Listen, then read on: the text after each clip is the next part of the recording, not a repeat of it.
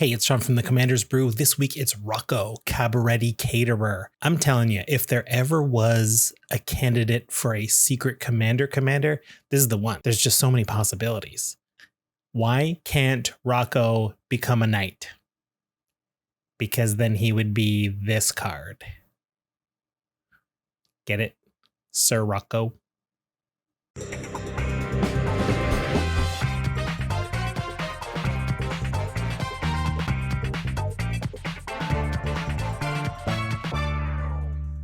Ooh, gang, I can't wait to bring you this one. This is Rocco Cabaret Caterer.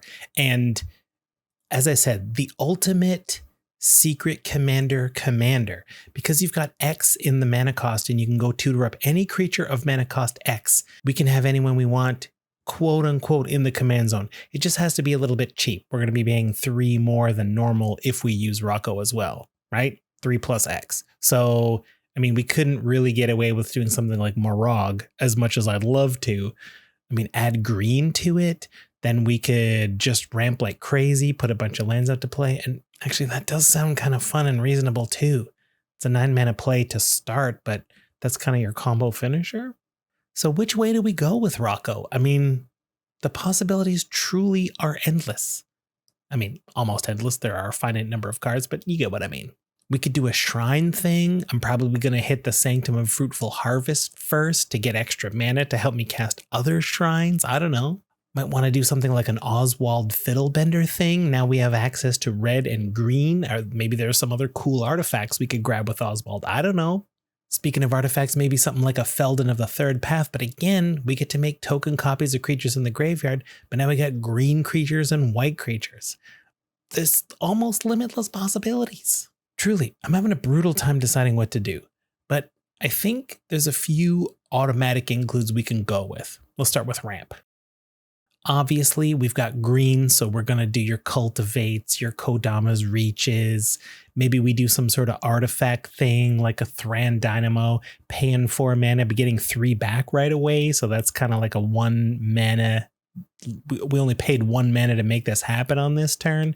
Gilded Lotus is a similar thing, but it's 5 mana to get 3 back, but this time you get to cast any one color with it. Yeah, so obviously ramp's a big part of every deck, but I think we really want a lot of ramp. Although now that I'm thinking about it, maybe we can't start with the ramp because we don't know what we're doing yet. It always depends. If you want a big creature, go wide kind of thing, then you're going to want creatures as ramps. Sometimes it's an artifact based thing, so you want more of the artifacts. And I mean, we've got access to green, so we could just do the spell version where we just put lands into play the hard way. You know, that thing green gets to do because nobody plays mass land destruction because it seems unfair. This is a topic for another discussion, but truly, green decks get away with murder. Not actual murder, not allowed in this deck. We have to come back to ramp, but one thing I do know is that we're going to want ways to get Rocco back. Iganjo Free Riders is a cool creature that just kind of returns something in the beginning of our upkeep. If it is a white creature, Rocco is white, of course. This puts him back into our hand, so we get to cast him again with X equals 2 and avoid that commander tax.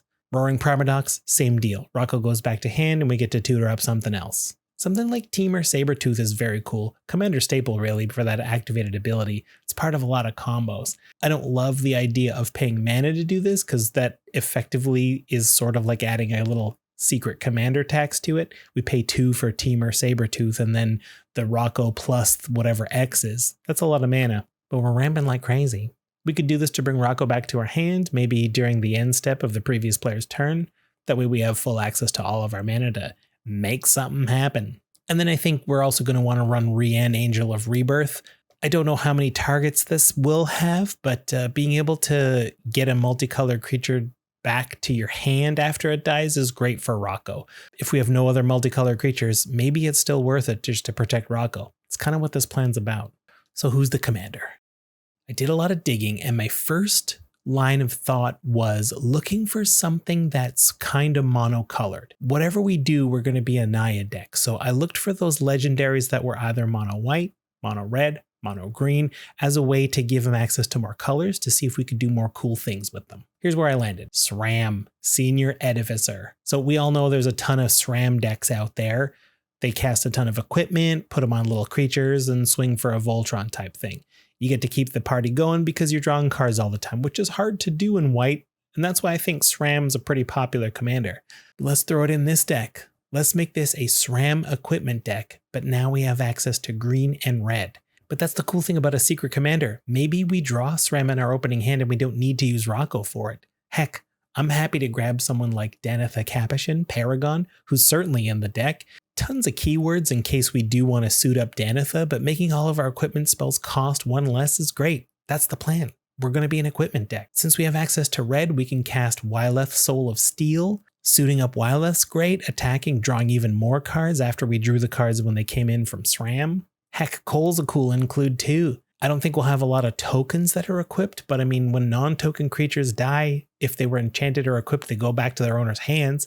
I want that ability for Rocco. Maybe throw something on Rocco just as a protection. Throw Skull Clamp on Rocco, kill him right away, back to our hand, plus we draw 2 cards from doing it. That's a good deal. And if we're going to lean on equipment, I think we always want ways to move equipment around cheaply. Equip costs can get expensive.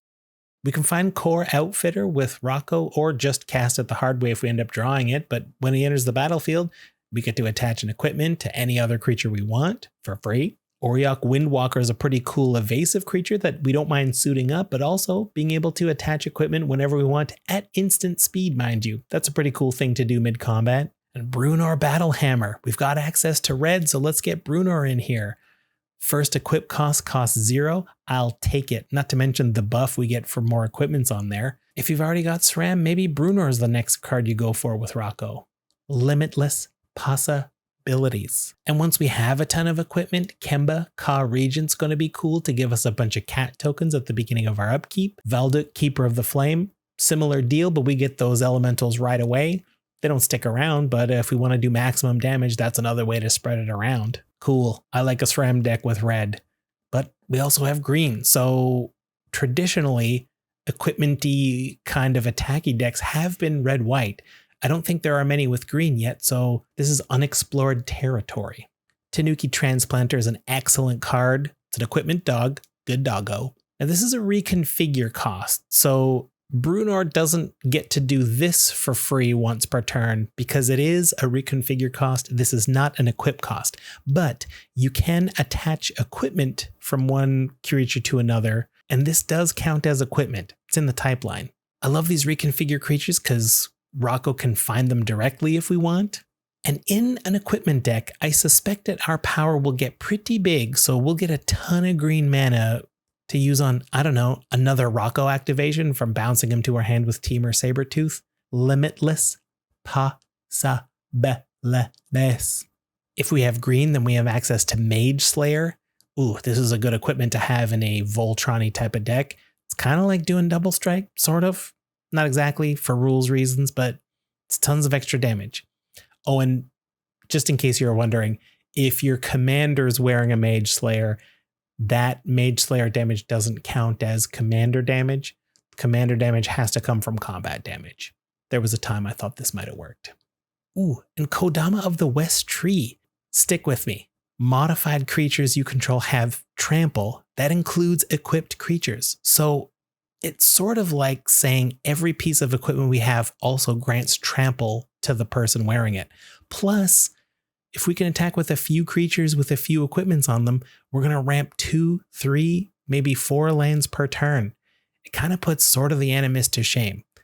Nothing against Sword of the Animist. It's also in the deck. It's a very good card. It's almost $10. Do we need it in a deck with green? Maybe not. Save yourself the $10. And I think Silk Guard's a cool card that came from the Neon Dynasty Commander sets. Everyone knows heroic reinforcement's so good and it's so expensive, but if enough of our creatures are modified, this is sort of heroic reinforcements just for one, because we don't need to put anything into X. If we do have 1 or 2 creatures that don't have anything on them like equipment, heck, we can spend a couple of mana on X and it's still heroic reinforcements just costing a bit more. And this one's less than $1. Okay, so I've talked about some cool green cards. I think those are all includes. Let's talk about some cool equipment that we want to run. Halvar, God of Battle, is a very cool card that Rocco can find, but if Rocco does, we're going to get the creature side. I think we're more interested in the equipment side. The Sword of the Realms is a great way to also protect Rocco. If Rocco's wearing this and he dies, goes back to our hand. That's what we're all about. Nazan. We're touching green, so we have access to Nazan. Obviously, if you are running Nazan, you're going to want to run the hammer.